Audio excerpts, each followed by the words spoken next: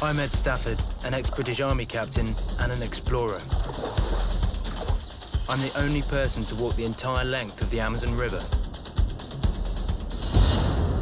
But now, I'm nearly 2 weeks into my latest challenge, attempting to survive for 60 days on a tropical island.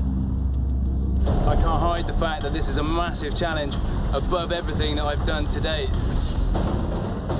I've been dropped off on Olarua, a remote island in the Pacific Ocean, almost 200 miles from Fiji. It's part of what is known as the Forbidden Islands. It's uninhabited and rarely visited by the Fijian clan that own it. I'm the first Westerner to ever live on it. I've got no clothes, no food, no water. Come on, Rain, please. And no survival tools. I'm completely alone and filming everything myself. What a difference being on your own makes. So far, I've found shelter, but staying alive is a constant struggle. I need water, I need water, I need water. Physically and mentally, I'm being pushed to the edge. That's so pathetic, I could cry. And after 12 days of struggle, I finally made fire. My biggest achievement so far. We've got fire! Yes!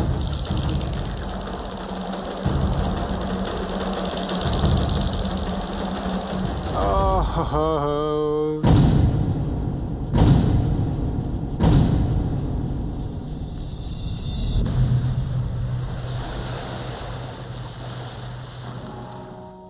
I'm nearly 2 weeks into my attempt to survive alone on Olarua, a tropical island almost 200 miles to the southeast of Fiji. It's a battle, and I'm learning the hard way. No one has ever tried to do this before. My fire is a welcome addition to my caveman home on the western beach. I just smashed a brown coconut and then put the flesh around the fire, and it just tastes like almost like a burnt biscuit or something. But I can't afford to let my guard down. I've got 47 days to go and the rainy season's approaching. If I'm to survive that, me and my beloved fire need to move out to somewhere far safer. Today I'm going to start construction of a house tucked into the woods on this side of the island, so it's protected from the wind. I'm not going to panic about it, I'm just going to build a little bit each day. I'm going to do 4 hours construction work, 2 hours fishing, 1 hour cooking, 2 15-minute breaks, 1 hour collecting water, half an hour collecting firewood, and I like to have the first hour and the last hour of the day to myself anyway, so that'll fill my day. Right, water with renewed vigour, and hopefully we can put this one to bed because water really bores me. The most likely place that I can find it is in that natural drainage basin of the whole island. That big amphitheatre that I saw as I explored the island, and I think if I'm going to find a reliable source of water, that's where it's going to be. As a geographer, I know about land formation and water tables, but I'd better be right about this. I'm constantly dehydrated. You can see there's the natural dip in the island there. And I'm just gonna dig out gully bed, just with my hands.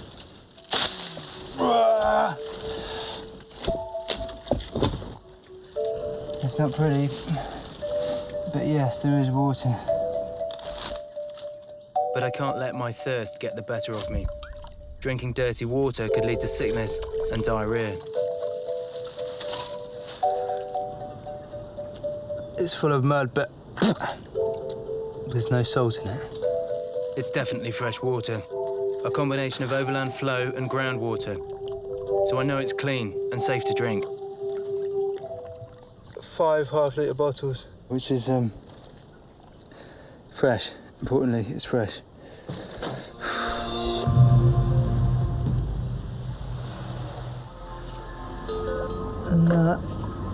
It's breakfast.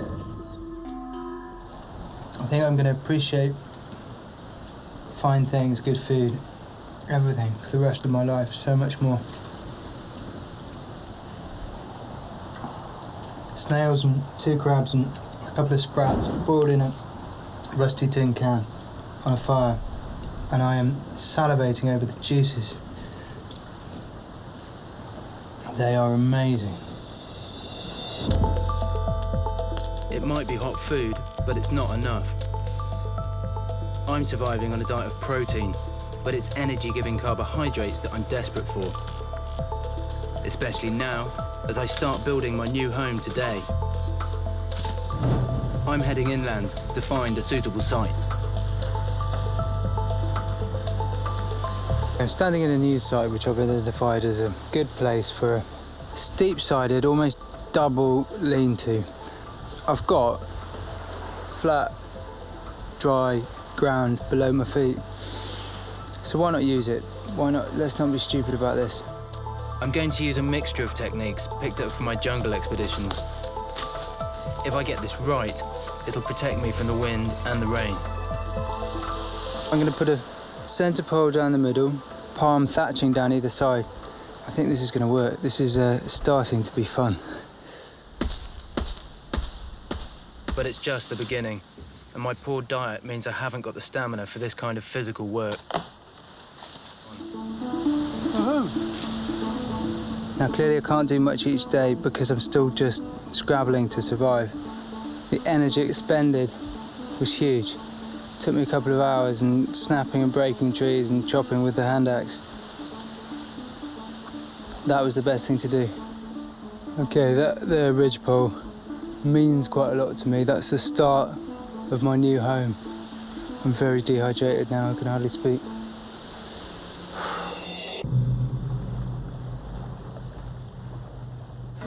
First thing I need to do is go and start cutting more of these long poles. The most important thing for me is that once it's built, it's weatherproof. If the pitch is too shallow, the palm leaves won't work and it won't shed water. That may take all day, because I'm using this.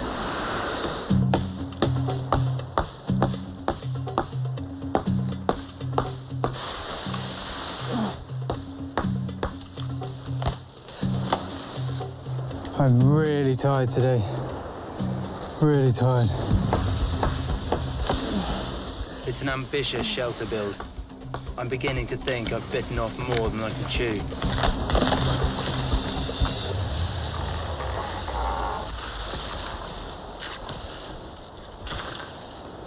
One tree. Down. I'll need about 10 trees in total. And then I've got to secure them to the shelter's ridgepole. Okay, what I'm going to do is just beat these hibiscus stems until the bark's loose and then strip all the bark off them.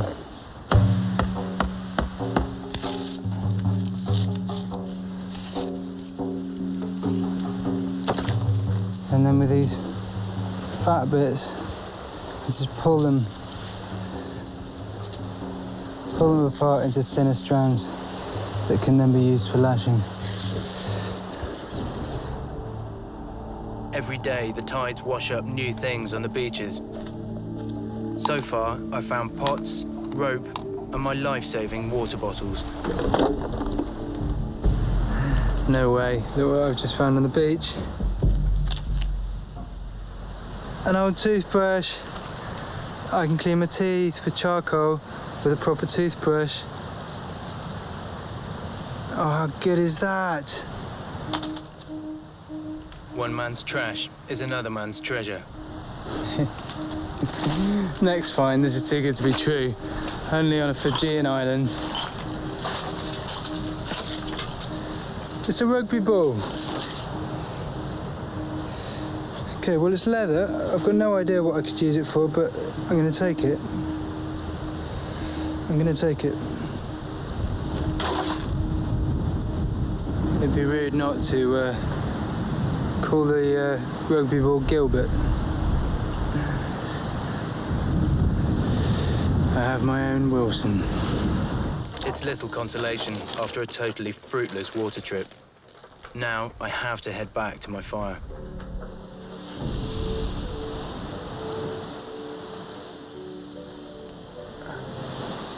I'm using Gilbert as my pillow at night. I can lie on my side now, which I haven't been able to do for the last 17 days. I'm not going to start talking to him now. It's just a pillow. Well, it's actually real people. It's my pillow. Do you know what? I have to really, really rein my brain in every day. I think if left to just race, it would just have bizarre conversations and stuff. A very, very big part of this hurdle in surviving on this island is holding it together and staying sane and not going nutty bonkers. And it just needs a bit of checking in. First morning of brushing my teeth with my new toothbrush. I'm using charcoal from the embers. The charcoal needs to be ground into the finest particles possible. You can feel when they get really nice and soft. Little swig of water. It's not as minty fresh as I'm used to back home, That feels good. but it's abrasive enough to clean my teeth without damaging them. Nice. I'm into the third day of constructing my shelter, and there's a bit of a problem. The wide pole that's reinforcing the apex on this side is too narrow. I need a tree that's strong enough to support the weight of the woven palm leaves that I'm using as thatching. But with only a clamshell, that's pretty tough going. It's my second attempt at getting this tree down. Without a decent support pole, my shelter will collapse. This is hard physical effort. I'm burning way more calories than I'm taking in. I don't have the time or the means to fish in the lagoon. Whilst I know not to take unnecessary risks in the water, I still have to scavenge around the shoreline for whatever I can find. Yes, yes, yes. Today is a good day for fishing. Little eel. Excellent. What a feast tonight. What a feast tonight.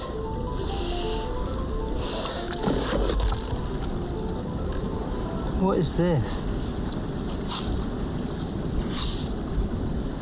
This thing that's spewing white stuff.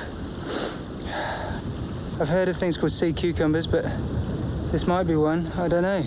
Don't know what it is. Just don't have a clue. It's an animal. It's giving off mucus. I'm going to take it and put it in the fire and see if it's edible. Do you know what? That's a lesson for me on days of low food to turn over rocks. Two things underneath that rock. An eel and a bizarre looking animal. Looks a bit like a massive. It's my third week marooned on Olarua. Getting my shelter finished before the rainy season is taking up most of my time and energy. I'm still eating whatever I can scavenge. Today it's eel, followed by what I hope is an animal called a sea cucumber. Londoners eat eels, so they're edible. It's like slightly sticky white meat. Nice eel. Nice little addition of protein. Right, let's have a look and see what's happening with the weird vascular sac-like creature. Sea cucumbers are invertebrates that live on the seabed, feeding on absolutely anything that they can fit in their tiny mouths, waste and all. Despite this, they're considered a delicacy in parts of Asia, apparently.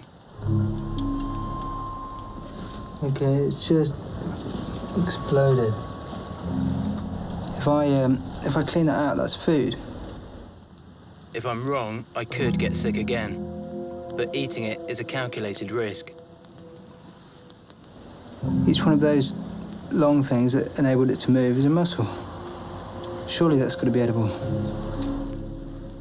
Can I eat that?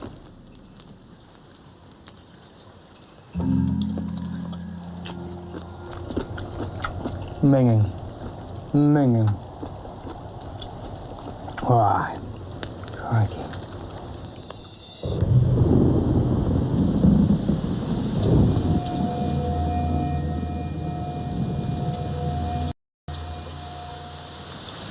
You've now got fresh water, and you can have 2 brews in the morning. Yes.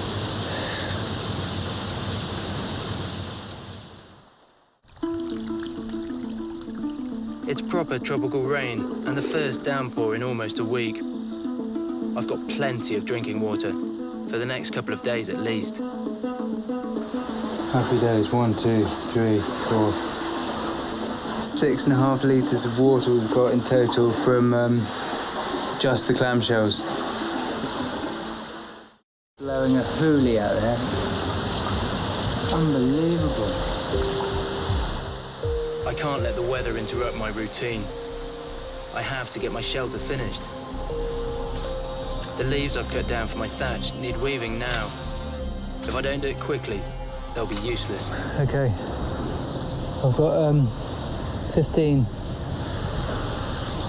palm leaves here, and even though it's still spitting with rain, I can't leave them to sit here because each individual leaf closes up, which is why they weave them together here to keep them flat.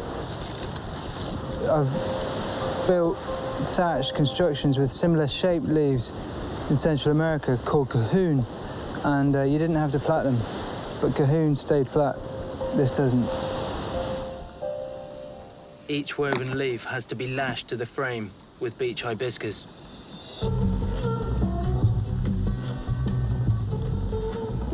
I would say that's about 1/5 of what we need.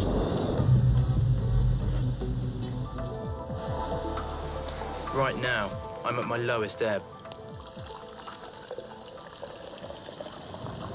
I just have no energy.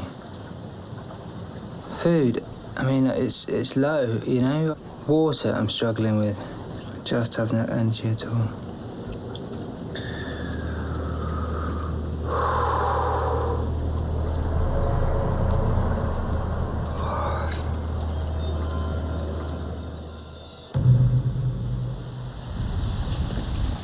Hunger is my constant companion. I feel like I'm running on empty. Food means energy, and if I can't up my work rate, my building project is in real trouble. The only source of energy-giving carbohydrates I've found here so far has been the potato-like taro plants. I'm back digging for root vegetables. I'm hunting for more in my usual spot, but it's not looking hopeful. Ground is very hard. In desperation, I just took a bite out of this one remaining taro plant leaf, and it tasted good, so I ate the whole of the other one. And my gums are stinging, a hole in my tongue started to sting. That's not edible. It's not edible. I just ate loads. It's like pins and needles in my tongue and in the roof of my mouth and in my gums. Just get some water and then swirl it out. Stafford, you're stupid. I'm so hungry, and I'm not thinking straight. If taro leaves are anything like potatoes and rhubarb, they could well be poisonous.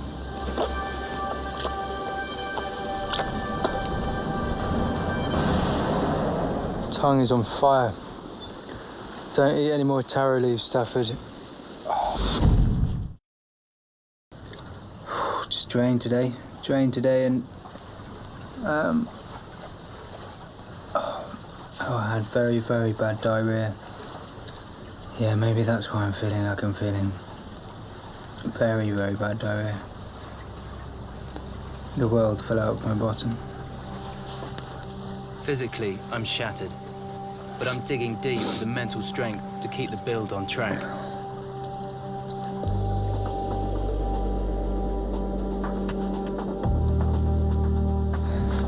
Crikey, it's taking a long time.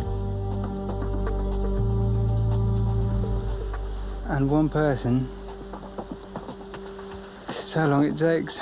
I'm not dilly-dallying, I promise.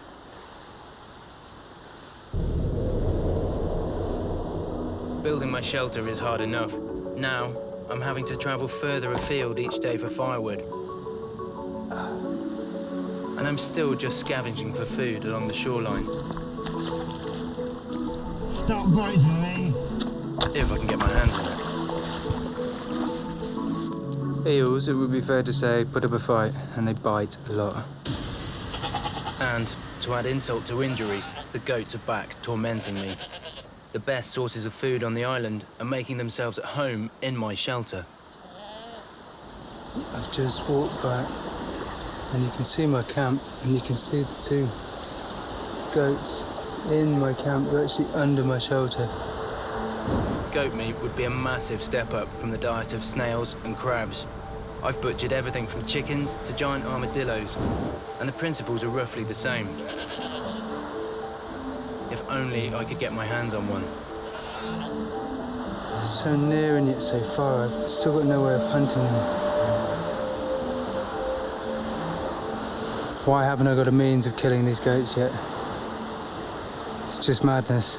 I've got to get some tools to kill goats. The goats might be giving me the runaround, but there are plenty of other creatures that are easier pickings. It's a hermit crab, and look what it's using for a shell.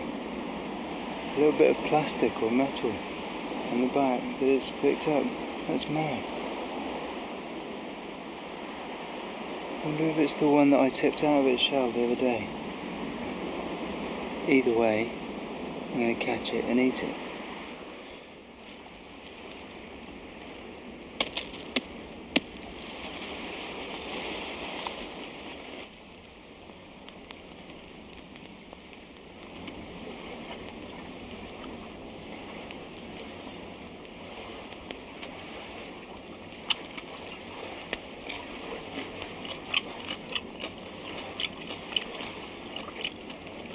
I'm never sure whether that bit's edible or not, but it's starting to taste better and better and better. The little soft bit inside the hermit crab shell.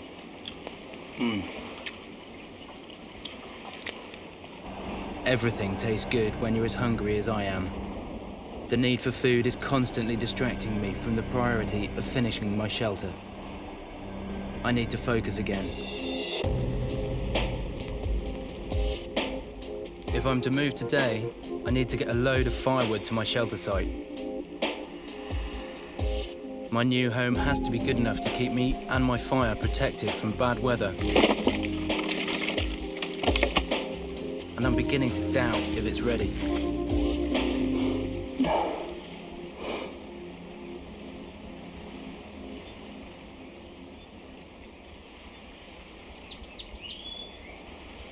Do you know what? I'm moving in here too early. There's not enough space. The rain's come in. This isn't big enough, really. I'm so exhausted. Back to the cave. If it's no improvement on my cave, all of my hard work has been for nothing. I can't believe how little energy I've got. Now, the truth is that I'm dehydrated, malnourished. All of my time goes into repetitive tasks that aren't interesting. And so I've just had a bit of a struggle getting out of quite a negative thought pattern. I keep thinking like I've just been left here and nobody cares. I'm really craving company. I'm really, really lonely. Every bit of me wants company. Every bit of me wants to have a chat with somebody. One person doing this with nothing is extraordinarily hard.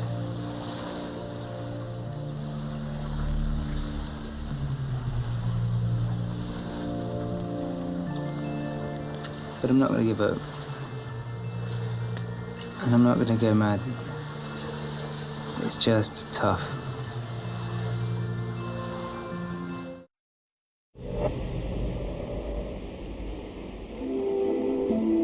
There's a boat over there. Looks like a fishing trawler or something. It's about a mile outside the reef. That's the first boat I've seen since getting on the island. It's weird to think of people being on there with proper food and proper drinks and clothes and stuff. Wonder if I see any more. Seeing the boat has lifted my mood. After a quick cuppa, I'm looking forward to working on my shelter again.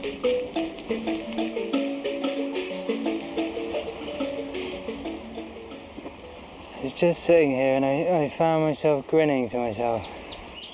Just completely and utterly absorbing the moment, really. And enjoying being on a Pacific island, doing a very Pacific island type activity, which is plaiting palm leaves. Above and beyond just composure, above and beyond just collecting myself and not going into panic. I think I've got to a stage where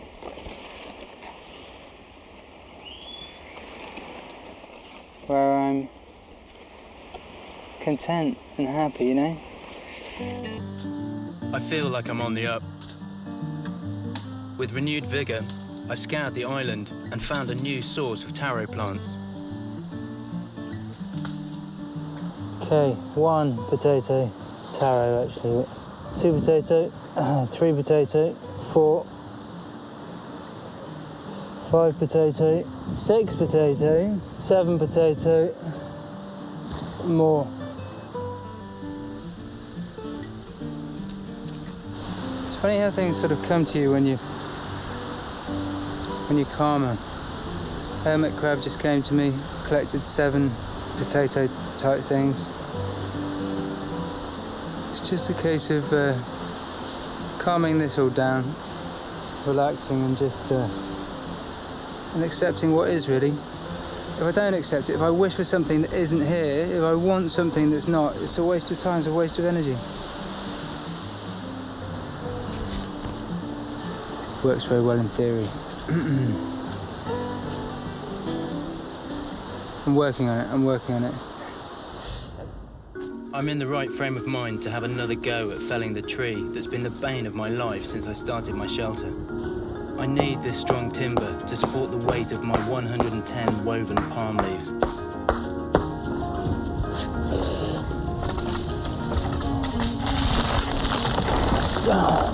Yes, thank you.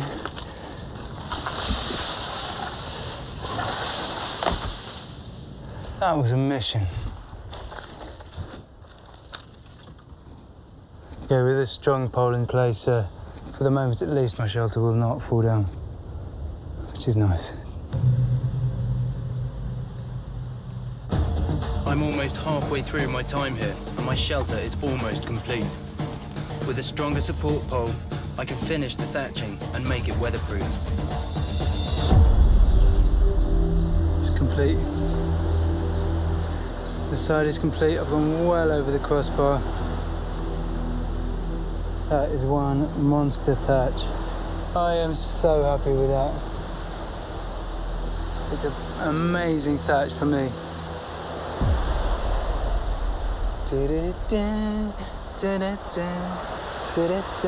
Eddie in his shelter. Yes. Well, took long enough. Is that day 8 of thatching? 11 days of construction. Nice one, Ed. After 2 weeks of hard work, being pushed to my physical and mental limit, I'm no longer a caveman, but evolving brings mixed emotions. Feel a bit weird moving out of here.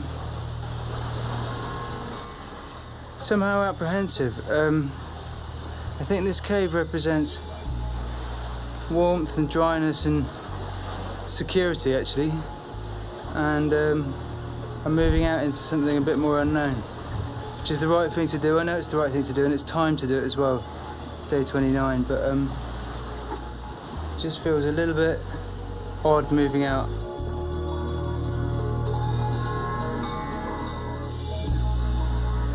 We've moved out. That wasn't very difficult, was it? Amazing when you haven't got many possessions.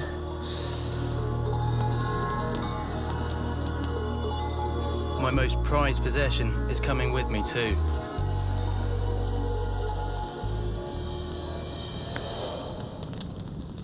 Right, well, I think the only thing to do once you've moved into a new house and transferred your fire as an Englishman is to have a cup of tea.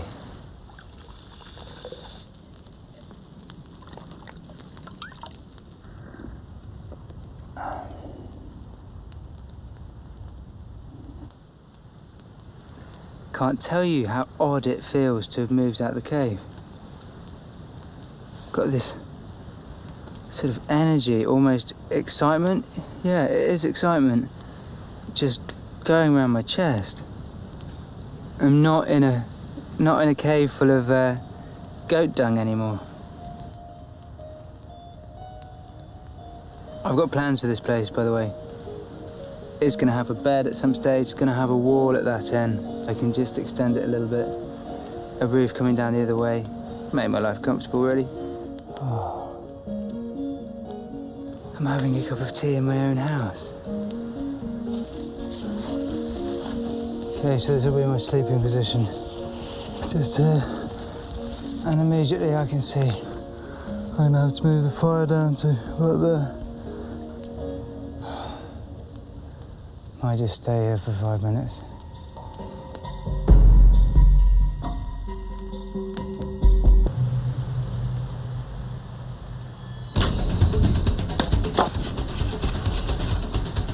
I have a knife. I have a knife. On a mission. It's going to be a goat dead within the week.